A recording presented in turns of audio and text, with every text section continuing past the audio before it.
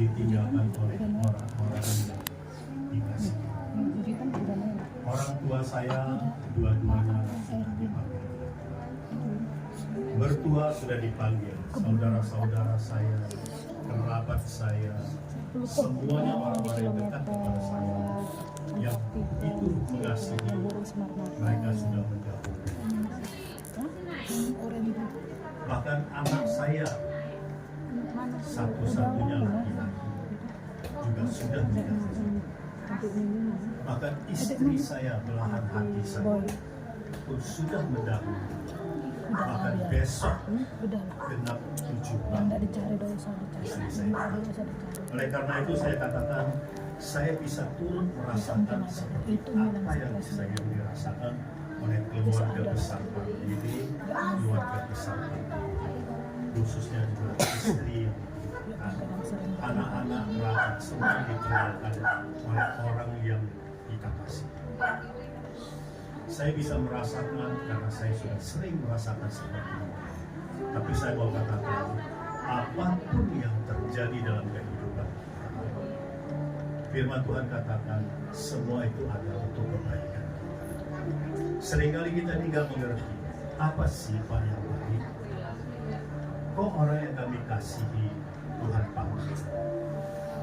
Secara manusia kita semua bersedih. Secara manusia kita kehilangan. Tidak ada orang yang kehilangan itu bersuka cita. Tapi ada firman Tuhan mengatakan seperti ini. Mengucap syukurlah dalam segala. Saya tahu dalam kondisi seperti sekarang ini, apa yang diperhadapkan kepada kita, ya, seperti yang mustahil kalau kita bisa mengucap syukur. Seperti yang tidak mungkin kita bisa mengucap syukur. Tapi yang mengatakan mengucap syukur ini dalam firman Tuhan, bukan artinya pasti kita bisa. Hanya karena kita belum mengerti apa kebaikan Tuhan.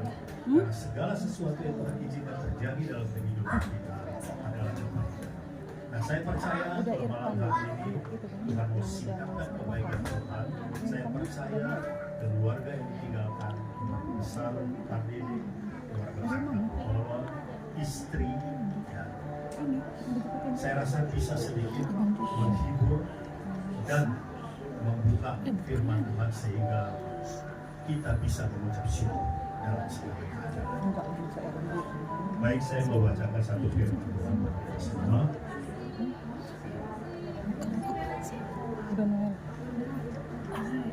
Abang yang jualan ikan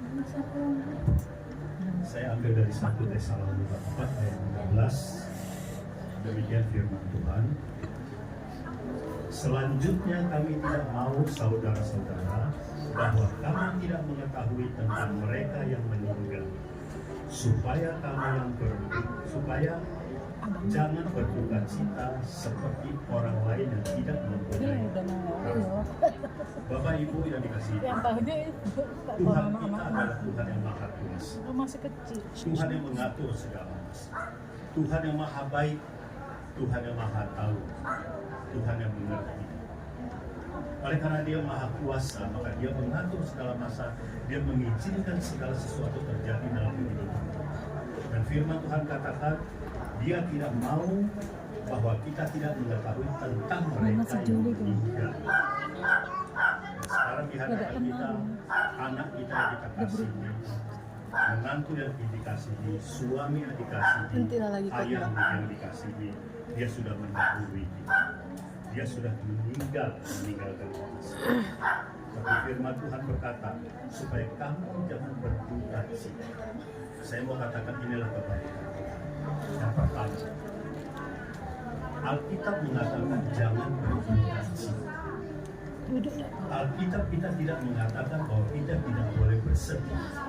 Kalau kita tidak boleh bersedih, kita susah. Saya ditinggalkan oleh orang-orang yang mengasihi saya, yang saya kasihi. Semua bersedih. Nah, saya percaya semua yang ada di tempat ini, yang punya hubungan darah, bahkan kenalan, kerabat semua, dengan kepergian saudara kita, anak kita ini, semua bersedih. Tuhan hanya mengatakan tidak boleh berduka cita. Kenapa nggak boleh duka cita? Karena sedih dengan duka cita itu sangat berbeda. Kalau kita sedih, kalau kita dibukakan, disingkapkan firman Tuhan, kita diberitahu, ya, maka Iya kan? kita bisa terima. Boleh pikir. Kalau kita berduka cita, ini berbahaya. Kalau berduka cita, kita bisa salah menyalahkan keadaan, menyalahkan Beli susu Harvey sama beli menyalahkan kondisi, beli susu menyalahkan Harvey sama sesama beli kita, bahkan jangan-jangan kita menyalahkan Tuhan. Itulah orang yang berduka cita. Makanya Tuhan kita Maha Kuasa, Dia tahu Dia mengerti kita. Makanya Tuhan katakan, jangan berduka cita. Tapi Tuhan tidak mengatakan tidak boleh bersedih. Semua kita bersedih. Kalau kita nggak bersedih berarti ada sesuatu yang salah dalam hidup. Tapi Tuhan kita tetap Tuhan yang baik. Tuhan memberikan yang terbaik.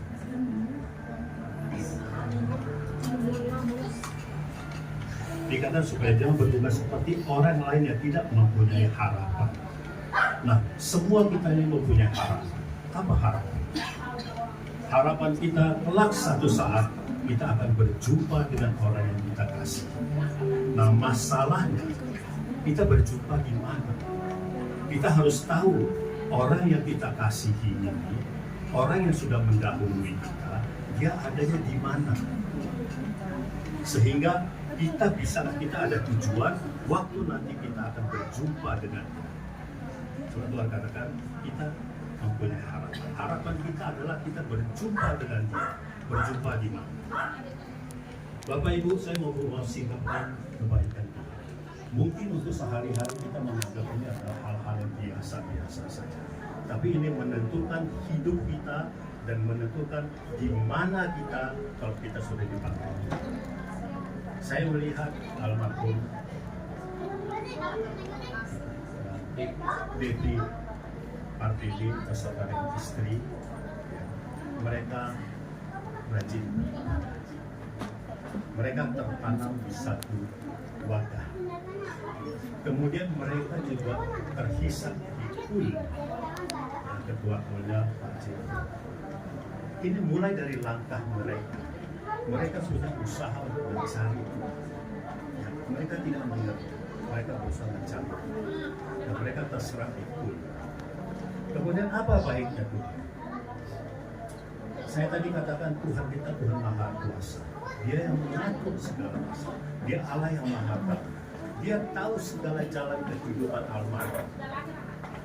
Mungkin kita orang-orang yang dekat istri, orang tua, saudara, ya, mungkin mertua, kita tahu cerita kehidupan dia jalan hidup. Hanya garis besarnya saja. Mendetailnya apapun yang dia lakukan, baiknya, buruknya, semua adalah Tuhan yang tahu. Dia sendiri yang tahu. Amin. Amin. Kita hanya tahu garis besarnya saja. Nah, kenapa saya bilang Tuhan baik? Tuhan mengizinkan dia sakit. Dengan adanya dia sakit, otomatis keluarga melapor kepada ketua KUL. Ketua KUL adalah perpanjangan tangan Tuhan. Ketua KUL terbatas, anggota KUL terbatas. Tapi dengan adanya mereka, mulai mereka datang, mereka mendoakan. Nanti kita selalu diajarkan kalau ada orang sakit, kalau orang bermasalah, ketua KUL atau siapa saja hamba Tuhan yang datang melayani selalu berdoa, ya, menjadi pengantara kepada Tuhan. Tuhan ampuni segala pelanggaran. Tuhan ampuni segala dosa yang dilakukan. Tuhan kuduskan, sembuhkan. Itu yang dilakukan. Okay? Nah, saya percaya ketua KUL juga mengajak seluruh anggota KUL-nya untuk berdoa buat almarhum. Semua berdoa. Tapi apa yang kita lihat? Dia bukannya sembuh, dia semakin sakit. Di mana baiknya Tuhan? Maka dia tambah sakit. Nah, ketua KUL mulai menghubungi gereja. Di gereja ada orang-orang yang punya talenta khusus, punya talenta khusus. Dipanggil kalau kita datang mendoakan almarhum. Waktu berdoa kita menjawab doa, dia melihat bahwa ada sesuatu yang tidak beres. Banyak kebaikan yang dia buat, tapi ada juga dosa pelanggaran yang dia buat yang dia mungkin tidak pernah menceritakan kepada siapa. Tuhan ingin membereskan semua. Kemudian mereka berdoa, mereka jadi pengantara, mereka datang kepada Bapa di surga. Tuhan, ampuni dia segala pelanggaran dia, segala dosa-dosa dia, apapun yang dia perbuat. Tuhan, ampuni dia, luruskan dia. Tidak sampai situ. Tuhan kita bukan baik, Tuhan kita maha baik. Tidak ada hal yang kebetulan dalam kehidupan. Segala sesuatu yang terjadi, semua Tuhan sudah atur. Kami kedatangan tamu hamba Tuhan dari Semarang, Pak Jonas. Pak Jonas ini punya karunia khusus. Dia dipakai Tuhan untuk hal-hal yang khusus. Dan selama 12 hari dia ada di Jambi, saya selalu mendampingi dia melayani. Dia datang ke Jambi, saya percaya Tuhan yang sungguh. Dan bukan hanya jadi berkat di gereja kami, bukan hanya pengerja kami, bukan hanya orang-orang yang ada di gereja kami, termasuk buat almarhum, buat Darsi, dan semua keluarga di tempat ini. Tuhan pakai dia. Karena tidak ada satu orang pun yang bisa mengubah almarhum. Tidak ada satu manusia pun yang bisa menyucikan dia kecuali Tuhan. Ya. Pak Jeffrey, anggota pun orang gereja kami, bahkan Pak Jonas yang dari Semarang, semua adalah alatnya Tuhan. Tuhan yang kirim ke Jambi. Banyak orang yang dilayani, yang dilepaskan, didamaikan dengan Tuhan, dimerdekakan. Semua. Sampai satu hari Pak Jeffrey telepon, Pak, anggota kru saya sedang di rumah sakit negatif. Saya ajak Pak Jonas ke sana. Pak Jonas ini luar biasa, dia punya karunia khusus. Kami kalau melayani ke satu tempat, sampai di satu tempat, dia bisa diam. Kemudian dia mendatangi tempat-tempat. Dia terasa di tempat itu ada sesuatu. Ada sesuatu, ada kuasa-kuasa yang tidak baik. Dia bisa terasa. Waktu dia datang, dia berjumpa dengan almarhum. Dia diam.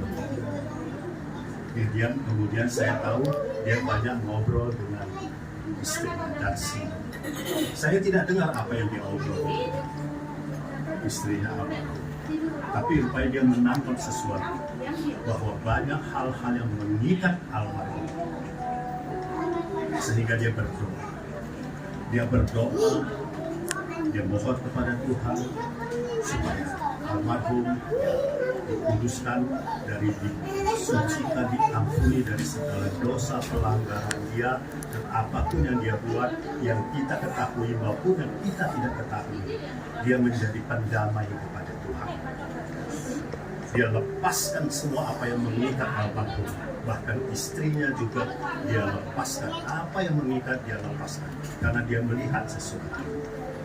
Kemudian setelah kami keluar dari rumah sakit, baru berapa langkah, Pak Jonas ini bilang sama saya, Pak, banyak sekali yang mengikat.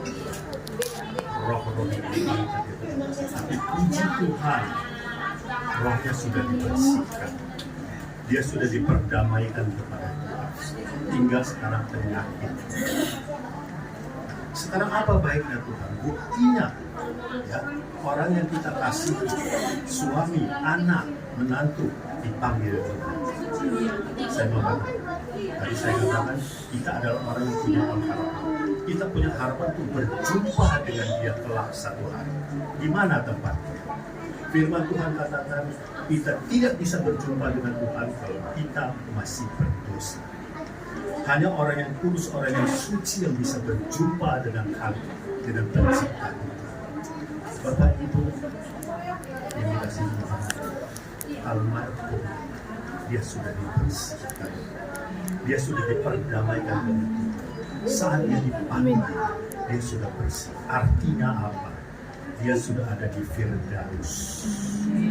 Semua orang baik atau buruk, semua kita yang ada di sini, satu hari kita akan menghadap pencipta kita. Kita juga akan terbaring takut seperti itu. Masalahnya, waktu kita pergi, bagaimana kondisi kita? Apakah kita masih kotor? Apakah kita sudah bersih? Karena hanya ada dua tempat di sana, neraka dan surga. Kalau kita kotor, tempat kita tinggi. Kalau kita bersih, kita ada di surga, ada di Firdaus. Nah, kita tahu almarhum, dia sudah diampuni, dia sudah diperdamaikan dengan Tuhan. Tuhan baik. Coba, kalau dia tidak sakit, kita tidak tahu pelakunya. Tuhan tidak pakai, ya, yang bisa mendamaikan dia bukan Pak Jeffrey, bukan anggota pun, bukan pendoa gereja kami, bukan Pak Jonas yang dari Semarang. Tuhan, mereka hanya Allah yang Tuhan kirimkan untuk melayani almarhum, supaya almarhum diperdamaikan. Sehingga waktu dia dipanggil Tuhan, dia tampaknya kita sudah tahu pasti dia sudah ada di Firdaus. Makanya kelak satu hari kita punya harapan untuk berjumpa dengan dia. Tinggal sekarang kita yang masih hidup, mari lebih sungguh-sungguh kepada dia. Bahkan mengucap syukur dalam segala hal. Memang susah, tapi kalau Tuhan sudah singkapkan, Tuhan sudah ngomong sama kita bahwa almarhum sudah ada bersama dengan kita di Firdaus. Karena dia sudah dibersihkan, dia sudah diperdamaikan, tinggal kita. Amin. Amin. Satu lagi ayat terakhir sebagai peneguhan bahwa kenapa kita harus mengucap syukur.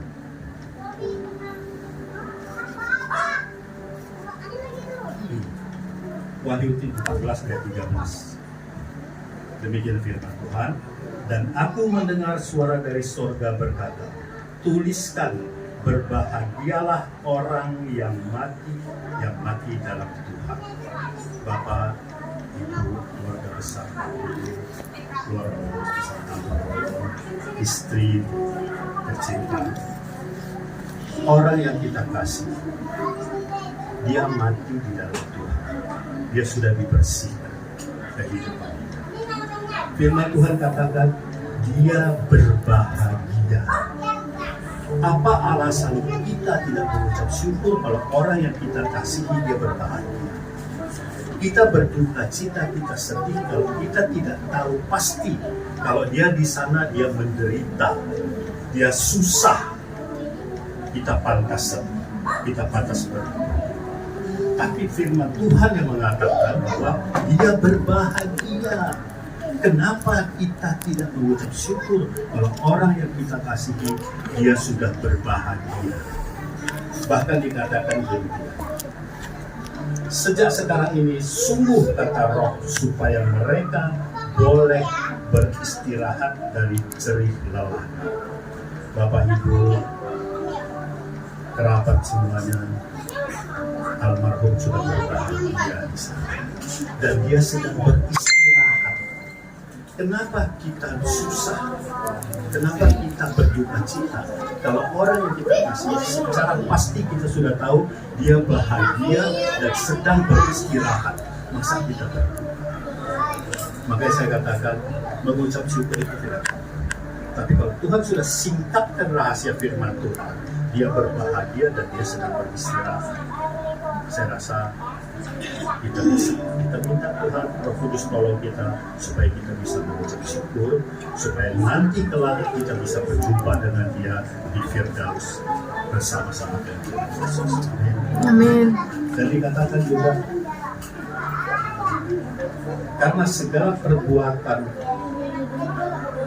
mereka menyertai mereka.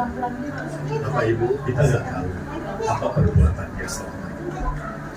Kita hanya tahu garis besarnya saja. Dan saya percaya ada baik, tapi ada juga buruk. Dan itulah yang menentukan dia di sana. Tapi kita tahu jelas, sebelum dia dipanggil, Tuhan sudah membereskan dia. Tuhan yang mengubah dia dari yang tidak baik, yang kotor menjadi baik, menjadi suci, menjadi bersih. bukan Pak JV, bukan anggota pun, bukan orang gereja, bukan Pak Dona, bukan Pak Jonas, tapi Tuhan sendiri yang melakukan. Tuhan hanya pakai kami. Tuhan memerintahkan kami untuk melayani Dia, berdoa untuk Dia, memohon kepada Dia. Dan puji Tuhan, waktu Dia pergi, semua sudah Dia selesaikan. Jadi perbuatan baiknya lah yang Dia bawa ke sana. Oleh karena itu tidak ada alasan bagi kita untuk kita berduka cita, bersedih berlama-lama. Mari, kalau kita sudah mengerti, ayo buka hati. Tinggal sekarang kita. Satu hari kita akan seperti ini. Kita juga akan ke sana. Waktu kita ke sana, di mana tujuan? Hanya orang yang kudus, orang yang suci yang bisa berjumpa. Oleh karena itu, mari dengan peristiwa ini mari kita lebih sungguh-sungguh lagi tertanam di sandiwara, tertanam di kulit. Tuhan pasti menolong. Amin. Baik, saya hanya itu yang bisa saya sharekan, ya, karena saya sudah banyak mengalami ditinggalkan oleh orang-orang masing-masing. Maka tadi saya katakan besok genap 7 tahun istri saya ditanya. Baik, mari kita tundukkan kepala.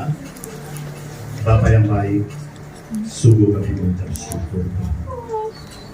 Kau sudah berbicara kepada kami, kepada keluarga besar Partai di dekat keluarga besar Takubo, istri tercinta, anak-anak, kerabat, semua Tuhan, bahkan semua kami yang hadir di tempat ini.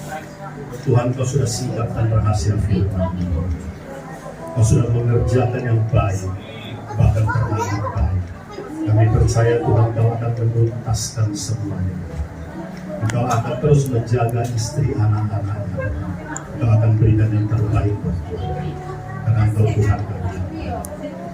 Terima kasih Tuhan, hamba berdoa Tuhan. Tuhan berikan kekuatan buat mereka yang ditinggalkan. Allah Roh Kudus, hamba sudah berhenti berbicara. Tapi hamba tahu Engkau Allah yang tidak terbatas. Kau sanggup Tuhan terus berbicara kepada keluarga besar, kepada istri, kepada anak, kepada kerabat semuanya. Tuhan terus berbicara sehingga keluarga besar ini Tuhan dapat melakukan firman Tuhan, menyenangkan hati Tuhan, mengucap syukur dalam segala keadaan karena Tuhan adalah Tuhan. Terima kasih Tuhan, terima kasih dan ucap syukur di dalam nama Tuhan Yesus. Haleluya. Amin.